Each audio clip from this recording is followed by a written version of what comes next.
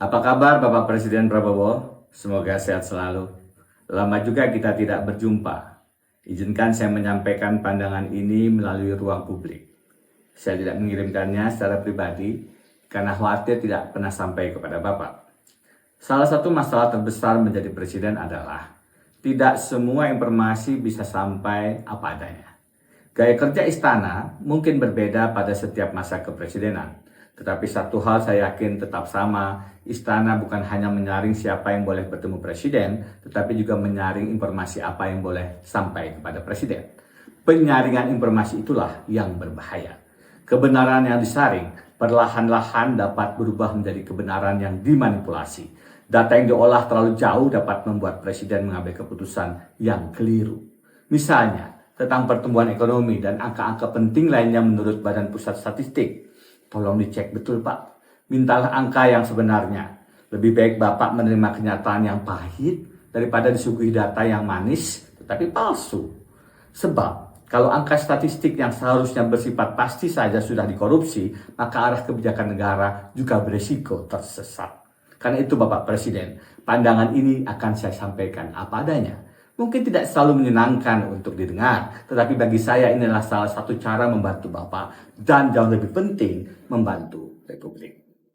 Membacanya jangan sambil marah loh Pak, sebab menurut dugaan saya, ketakutan kepada kemarahan Bapak itulah yang mungkin menyebabkan orang-orang di sekeliling Bapak tidak berani menyampaikan data dan fakta yang sebenarnya. Saya masih ingat, pernah dimarahin Bapak di apartemen Dharma Wangsa. Waduh, ngeri Pak. Dimarahi mantan Danjen Kopassus saja sudah menegangkan. Apalagi sekarang Bapak sudah menjadi Presiden Republik Indonesia. Pasti lebih ngeri lagi. Bapak, saya akan mencoba rutin memberi masukan. Terutama mengenai dua masalah besar, konstitusi dan korupsi. Hari ini kita membahas konstitusi. Lebih tepatnya, bagaimana mekanisme konstitusional untuk memberhentikan seorang wakil presiden. Mengapa saya membahas masalah ini? Pada Senin 20 Juli 2026 muncul satu peristiwa yang sudah ramai diperbincangkan halayak. Dalam sidang kabinet paripurna di Istana Negara, Wakil Presiden Gibran Rakabuming Raka duduk di bagian bawah sejajar dan bersebelahan dengan para menteri koordinator. Ia tidak duduk sejajar dengan Bapak. Sependek ingatan saya, peristiwa semacam ini sangat langka dalam sejarah Republik. Baru pertama kali terjadi. Karena itu menarik dan penting secara ketatanegaraan. Saya tidak tahu apakah Bapak menyadari posisi duduk tersebut. Apakah itu atas arahan Bapak? Apakah itu keputusan protokoler istana? Atau ada arahan dari pihak lain? Namun apapun alasannya, posisi duduk wakil presiden mempunyai makna dan konsekuensi ketatanegaraan yang serius. Posisi wakil presiden yang tidak sejajar dengan presiden bukan sekedar persoalan teknis rapat. Kalau pihak istana menjelaskan bahwa itu hanya masalah teknis, maka teknis yang demikian harus dikoreksi. Sebab protokoler bagi presiden dan wakil presiden bukan sekedar urusan kursi, ini urusan konstitusi. Presiden adalah RI1, wakil presiden adalah RI2. Keduanya memang memiliki kedudukan yang berbeda, tetapi berada dalam satu lembaga kepresidenan, dipilih dalam satu pasangan. Karena itu dalam acara resmi ketatanegaraan, termasuk sidang kabinet paripurna, presiden dan wakil presiden seharusnya ditempatkan duduk sejajar. Tidak harus selalu persis bersebelahan, tetapi harus sejajar. Dalam sidang di MPR misalnya, presiden dan wakil presiden mungkin tidak duduk persis berdampingan, namun posisinya tetap sejajar. Mengapa? Karena kesejajaran mengandung makna konstitusional. Posisi presiden tidak boleh dibuat lebih tinggi secara simbolis, bahkan sekedar lebih maju dapat menimbulkan tafsir yang keliru. Menempatkan wakil presiden Gibran di bawah Presiden Prabowo, menurut pandangan saya, merupakan kekeliruan protokoler kepresidenan dan penyimpangan dari konvensi ketatanegaraan. Apalagi jika wakil presiden justru ditempatkan sejajar dengan para Menko, kesalahan konstitusionalnya menjadi berlapis-lapis. Mungkin ada yang mengatakan, itu hanya soal kursi, jangan dibesar-besarkan. Keliru. Bernegara mempunyai aturan main. Bernegara mempunyai hukum, bernegara mempunyai konstitusi.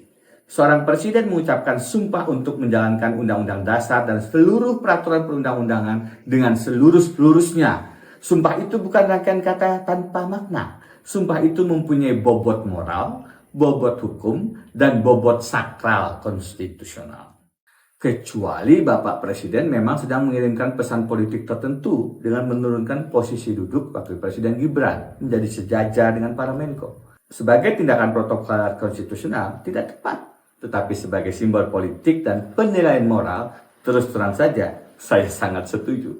Jangankan sekedar menurunkan posisi duduk Gibran, memberhentikannya melalui mekanisme konstitusional pun menurut pandangan saya layak dilakukan. Sebab sejak awal pencalonannya sebagai wapres telah menimbulkan persoalan konstitusional yang sangat serius. Bagi saya, putusan Paman Usman untuk ponakan Gibran merupakan salah satu noda hitam dalam sejarah ketatanegaraan Indonesia. Menurut pandangan saya, terdapat berbagai alasan pemakzulan yang layak dilaksanakan secara konstitusional, mulai dari dugaan tindak pidana korupsi, dugaan kejahatan berat lainnya, perbuatan tercela, hingga persoalan apakah yang bersangkutan masih memenuhi syarat sebagai wakil presiden. Tentu semua itu harus dibuktikan melalui mekanisme hukum yang sah, melibatkan DPR, pemeriksaan oleh Mahkamah Konstitusi, dan keputusan politik konstitusional di MPR. Detailnya akan saya sampaikan dalam surat berikutnya. Namun, satu hal penting, apabila terjadi kekosongan jabatan wakil presiden, konstitusi memberikan kesempatan kepada presiden untuk mengusulkan 2 calon wakil presiden kepada MPR paling lambat 60 hari sejak terjadi kekosongan. Artinya, Republik masih mempunyai jalan konstitusional untuk memperoleh wakil presiden baru yang lebih kompeten, lebih berwibawa, lebih mampu membantu presiden menyelamatkan negara. Ada baiknya Indonesia mempunyai wakil presiden baru sebelum 2 tahun masa pemerintahan Bapak pada 20 Oktober 2026. Mungkin dengan demikian, Republik ini masih mempunyai harapan. Paling tidak sedikit harapan kepada Presiden Prabowo Subianto. Meskipun seorang rekan saya, Profesor Hukum Tata Negara, pernah mengingatkan, jangan terlalu berharap dan percaya kepada Prabowo. Sebab katanya berharap dan percaya secara berlebihan kepada Prabowo bisa berarti menyekutukan Tuhan. Dan itu artinya syirik, haram hukumnya.